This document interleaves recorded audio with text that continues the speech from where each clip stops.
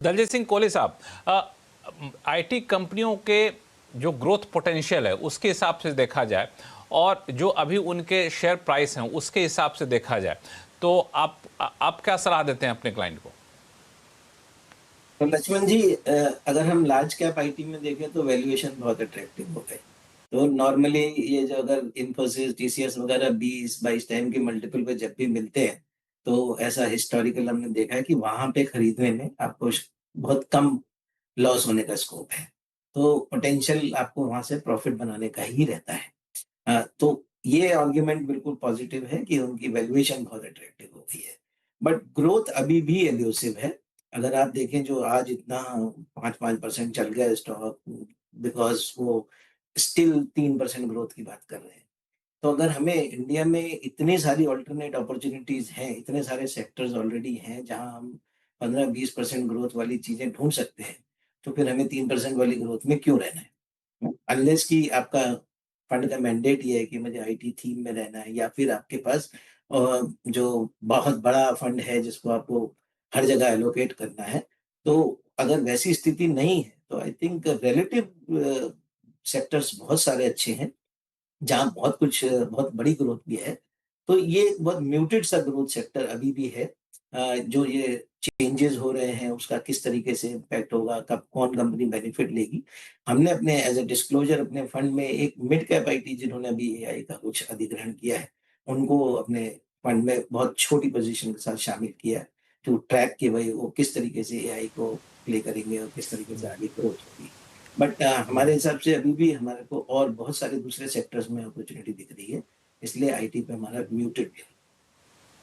Limited view. Sunil साहब, बड़े interesting point यहाँ पे दलजीत सर ने उठाया कि यहाँ से नुकसान होने की संभावना बहुत कम है क्योंकि उनके जो प्राइसेस हैं वो बहुत ही अट्रैक्टिव लेवल पे जा चुके हैं, लेकिन जो ग्रोथ आउटलुक दे रहे हैं उसमें हिसाब से देखें तो बहुत बेहतर रिटर्न मिलेगी, इसकी संभावना कम है। या फिर कहें कि दूसरे सेक्टर ऐसे हैं जो इनसे बेहतर रिटर्न देने के लिए ज़्यादा तैयार बैठे हुए हैं, तो फिर हम क्यों यहाँ पे ज़्यादा पैसा लगाएं?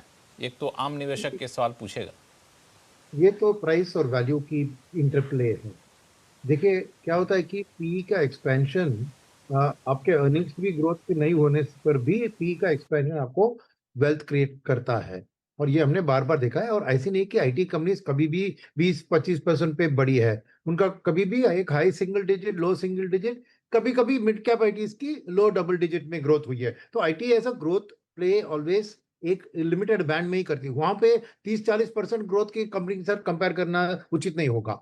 सेकेंड चीज है कि ये सर्टेनिटी कि ये ग्रोथ हर साल हर क्वार्टर में उसी लवली रेंज में रहेगी, वेरस जो 20-30% की बात हो रही है ये ज्यादातर सिक्लिकल सेक्टर्स में है, जो अभी 20-30 दे सकते हैं मगर 1.5 साल के बाद वो एकदम घट के भी जा सकते हैं, कि सिक्लिकलिटी का वही काम है। मगर आईटी कंपनी सिक्लिकल नहीं होती है, तो जब आप वो उसका एक प्रीमियम बनता है मार्केट में कि एक कंपनी जो है उसकी कंसिस्टेंट यही रेट पे, भले ही वो रेट छोटा हो कंपेयर टू जो डोमेस्टिक ग्रोथ की कंपनीज है, मगर वो कंसिस्टेंसी के लिए एक प्रीमियम मार्केट में दिया जाता है। थर्ड चीज है कि आप इंडियन इन्वेस्टर्स की बात कर रहे हैं, मगर इंडियन स्टॉक्स की दाम फॉरेनर्स तय कर रहे हैं ना। तो फॉरेनर्स जब देखते हैं कि एक इंडियन कंपनी की ग्रोथ 3 से 5%, उनको यूरोप में सभी बड़ी दिग्गज कंपनी आधा या 1% में बढ़ रही है, तो उनके लिए 3-3.5 बहुत अच्छा ग्रोथ है, कंसिस्टेंट है, और रुपी डिवैल्यूएशन का बेनिफिट भी है। तो जब एफआईएस घुसेंगे और ये प्राइसेस बढ़ेगी तो फायदा इंडियन इन्वेस्टर्स को ही मिलता है। तो ये खाली इंडियन इन्वेस्टर्स को इंडियन आउटलुक से ही नहीं देखने का कि कौन आके इसको खरीदने वाला है, ये इंपॉर्टेंट पार्ट है। जैसे मैंने पहले भी आंसर में कहा था, एफआईएस की वापसी इसके लिए बहुत बड़ी एक अपटिक दे सकती है, और एज एन इंडियन निवेशक आप उसको एंटिसिपेट करते हुए निवेश करेंगे तो आपको फायदा बन सकता है। तो इसीलिए पोर्टफोलियो की डाइवर्सिफिकेशन में कुछ ऐसी स्टॉक्स होनी चाहिए जहां पे कंसिस्टेंट मगर लो ग्रोथ है, मगर कंसिस्टेंट है, और जिसका रुपी डिवैल्यूएशन का बेनिफिट है, वो एक हिस्सा आईटी के लिए उसके कारण ही बनता है। ऐसा नहीं कि 100% पोर्टफोलियो में आईटी में जाने के लिए सलाह दे रहा हूं ना। अब उस ग्रोथ कंपनी को भी चुनिए, मगर इसका भी एक हिस्सा होना चाहिए, क्योंकि एफआईएस की वापसी में इनको भलाई होगी। हाँ, इसमें एक सवाल और सुनील जी पूछूं, इसके बाद मैं दूसरे मुद्दे पे जाऊंगा कि मैं अलग अलग हम लोग खबरें सुन रहे हैं कि सरकार फ्री ट्रेड एग्रीमेंट कर रही है, कई देशों के साथ हो चुका है, जो डेवलप कंट्रीज हैं 7 देशों के साथ हो चुका है, यूरोपियन यूनियन के साथ होना है। अब इन सब फ्री ट्रेड एग्रीमेंट में एक जो कॉमन चीज़ दिख रही है वो ये है कि सर्विसेज को लेकर के बहुत ज़्यादा रिलैक्सेशन सामने वाली कंट्री दे रही है। हमारे लोग वहाँ जाएंगे, उनका कोटा बढ़ रहा है, कुछ महीनों में वीज़ा रूल रिलैक्स किया जा रहा है। तो ये सब चीज़ें क्या आईटी कंपनी को बेनिफिट नहीं करेगी क्या? नहीं, बिल्कुल करेगी ना। मगर क्या है कि आप देखिए कि यूरोप जाएंगे तो इंडिया से जो एक्सपोर्ट होता है, चाहे वो यूएसए हो या यूरोप में हो, फर्क नहीं पड़ता है। तो और गवर्नमेंट की कोशिश क्या है इसमें, क्यों? वो कि वो एक इजी विन है। मैन्युफैक्चरिंग में अगर उनसे टाई अप करना है, हमारे पास अभी भी टेक्नोलॉजी, एआई ड्रिवन कैपेबिलिटी और स्किल्ड मैन पावर, इसकी कमी है। मगर सर्विसेज में ऐसा नहीं है, क्योंकि हमारे ढेर सारे इंजीनियरिंग कॉलेज सब आईटी सेक्टर के लिए तैयार लोग ही प्रोड्यूस कर रहे हैं। तो हमारी एक स्ट्रेंथ है, उसके ऊपर प्ले कर रहे हैं। मगर ये बहुत दिन तक टिकेगा नहीं। Over a period of time हमें सर्विसेज से मैन्युफैक्चरिंग की ओर भी ज्यादा ध्यान ध्यान देना होगा। और इनिशियली फ्री ट्रेड एग्रीमेंट में वो कंट्रीज भी नेचुरली हमारे सर्विसेज का स्ट्रेंथ को अपने हाथ में हासिल करने की कोशिश कर रही है और चलता है। इस वक्त में जब यूएस ट्रेड डील नहीं साइन कर रही है, तो यहाँ पर ये सब चीज एज ए डिफेंस बहुत जरूरी है। और मैं मानता हूं कि ये शॉर्ट टर्म के लिए ये सही है। और नेचुरली सर्विसेज सेगमेंट में आईटी का, इंडिया का पूरे यूरोपियन कोई भी देश है, वो इंडिया की आईटी में अपना महत्वपूर्ण वो समझते हैं, मानते हैं, और इसीलिए उसके लिए दरवाजा भी खोलने के लिए तैयार है। दलजीत सिंह सर, कुछ ऐड करना चाहेंगे आप?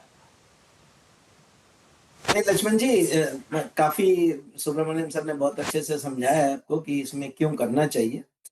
बट जैसा हमारा कहना है, एक तो इसमें दो इंपॉर्टेंट चीजें जो सर की जो थीसिस है उसमें सबसे इंपॉर्टेंट अजम्पशन है कि एफआईज वापस आएंगे। हाँ? अब वो जब आएंगे तब हम ये कॉल को चेंज कर सकते हैं, क्योंकि अभी हमें पिछले 1 साल से 1.5 साल से ये सब होप में है कि वो आएंगे। अब वो आएंगे तो है ही, ऑब्वियस है आएंगे, बट कब आएंगे वो जब आएंगे उसके ग्रीन शूट्स दिखेंगे तब हम इसके बारे में सोचेंगे। दूसरी चीज ये है कि हमने जैसे बोला कि हमारा काम है रिलेटिव वैल्यूएशंस के ऊपर पोर्टफोलियो में बेटर ऑल्टरनेट्स ढूंढना, राइट? क्योंकि आपको लिमिटेड अमाउंट में ही उसी अमाउंट में खेलना है और बेस्ट ऑल्टरनेट निकालना है। तो ऐसा कुछ हमको इंसेंटिव नहीं है कि हमें आईटी में रह करके ज्यादा अच्छा इंसेंटिव मिलेगा और दूसरे सेक्टर में नहीं। तो हमें जिसमें ज्यादा अच्छा बेहतर ग्रोथ दिखाई देगा हम उसमें जाएंगे। हम ग्रोथ ओरिएंटेड ज्यादा है, तो हम लोग उसको ज्यादा ध्यान। ग्रोथ ओरिएंटेड ज़्यादा आप प्रेफर करते हैं, क्योंकि आपने बात यहाँ पे दलजीत जी एफआईज की बात आपने कही कि जब एफआईज आएंगे तब देखा जाएगा। एफआईज आएंगे तो उनके ग्रीन शूट दिखने शुरू हो जाएंगे। तो अरुण मल्होत्रा साहब, ये एफआईज का कोई इंडिकेशन तो दिख नहीं रहा है। जो जियोपॉलिटिकल सिचुएशन है उसमें तो अगर उसके हिसाब से आना चाहेंगे वो तो सिचुएशन फेवरेबल है नहीं। हालांकि वैल्यूएशन हम लोग का फेवरेबल हो चुका है। अभी जियोपॉलिटिकल सिचुएशन की जो अनसर्टेनिटी है प्लस जो डॉलर रुपी मूवमेंट है, ये दोनों चीजें एफआईआईज को रेजिस्ट कर रहे हैं इंडिया आने के लिए। बट क्या ये फ्यूचर में चेंज होंगी? 100% होंगी। जियोपॉलिटिकल सिचुएशन स्टेबलाइज होगी।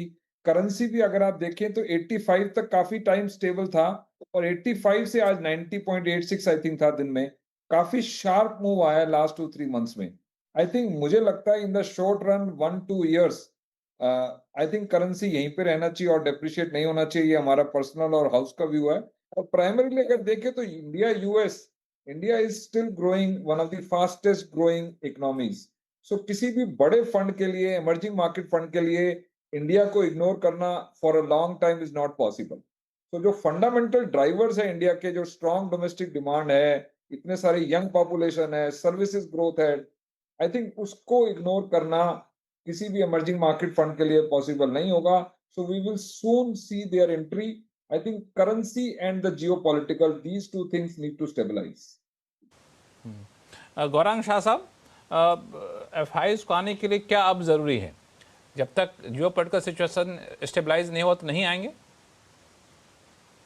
वो ढोल नगारा बजा के तो नहीं आएंगे ना, या फिर हमें यार आपको फोन करके तो नहीं आएंगे। वो जब आएंगे तब आएंगे लक्ष्मण जी। मैं हमेशा ये कहता हूँ, देखिए ये जो विचारधारा है ना, ये मेरे हिसाब से, ये मेरा मानना है, मैं गलत हो सकता हूँ, ये विनाशकारी विपरीत बुद्धि है। आप देखिए पहले तो वो कब आएंगे पता नहीं चलेगा, दूसरा वो कब खरीदारी करेंगे आईटी स्टॉक में या किसी भी क्षेत्र में वो भी आपको पता नहीं चलेगा। ये कोई प्रचार नहीं करते लक्ष्मण। मैं सुनील जी से सहमत हूं। देखिए आप रणनीति बनाइए, आप दूसरों की नकल मत कीजिए, आप अपनी विचारधारा अपनी बुद्धिमत्ता का प्रयोग कीजिए और जोखिम झेलने की क्षमता है तो आपका स्वागत है शेयर बाजार में आकर के निवेश कीजिए अच्छी सक्षम कंपनियों में, अपने जो भी आपको अभ्यास करना है जो भी पढ़ लिख के थोड़ा बहुत, और बाद में आप निवेश। मैं ये देखिए वो आएंगे ना तो वो आते हैं तो कहते हैं, ना तो जाते हैं कहते हैं। वो तो हमको शाम को पता चल रहा है कि भाई हमारे गोरे मित्रों ने इतना का माल बेचा, इतने का माल बेचा। आएंगे तो शाम को पता चलता है कि इन्होंने इतना का खरीदा, इतने का खरीदा। कहाँ खरीदा वो मेरे ख्याल से आपके पास उतने कॉन्टैक्ट्स होने चाहिए, नेटवर्किंग होनी चाहिए कि आपको ये सब जानकारी मिले कि उन्होंने कहां पर खरीदारी की है। बहरहाल मैं आपके प्रश्न का उत्तर देता हूं। मैंने पहले भी कहा था, मैं आज भी कहता हूं, शायद भविष्य में भी कहता रहूंगा। देखिए आईटी क्षेत्र मेरे ख्याल से आपको नजरअंदाज बिल्कुल नहीं करना चाहिए। आप और हम हमारे रोजमर्रा के जीवन में भी इसका प्रयोग करते हैं। तो अगर आपको वास्तविकता में रहना है, अगर आपको जुड़े रहना है, तो मेरे ख्याल से पहले तो जिस तरीके के परिवर्तन आईटी क्षेत्र में हो रहे हैं, और एक अच्छी बात फिर से ये मेरी निजी राय है, चाइना और अमेरिका में जिस प्रकार से गति से एआई को लेकर के आगे बढ़ रहे हैं, लोग दौड़ रहे हैं, मूल्यांकन को लेकर के प्रश्न है और शायद नतीजे डिलीवर नहीं करेंगे तो बहुत बड़ा करेक्शन वहां पर आ सकता है। ऐसी खबरें हमने पढ़ी है। हमारे यहाँ पर भारतीय कंपनी जो है आईटी की, वो कदम कदम एक एक कदम आगे ले रही है। वही मैंने कहा कि एक एक कदम आगे ले रही है और फिर उसका नतीजा देख करके फिर आगे की रणनीति बनाते हैं और आगे बढ़ते हैं वो लोग। तो चाहे गोरे आते हैं या नहीं आते हैं, मेरा मानना है कि अगर आप पहले से एक पोजीशन बना करके चलते हैं लंबी अवधि के लिए, तो मेरे ख्याल से एक कारगर रणनीति होगी। मैं ये नहीं कहता कि आपको पूर्ण रूप से आपका पोर्टफोलियो आईटी को ही समर्पित करना चाहिए। डाइवर्सिफिकेशन बहुत जरूरी है और ये भी एक मेरे ख्याल से अनुशासन और एक सिद्धांत है शेयर बाजार में जब भी आप निवेश करते हैं। लेकिन मैं दो चीज कहना चाहूंगा, एक तो वित्तीय क्षेत्र और दूसरा है आईटी। आपका पोर्टफोलियो का छोटा सा हिस्सा ये दोनों में होना चाहिए।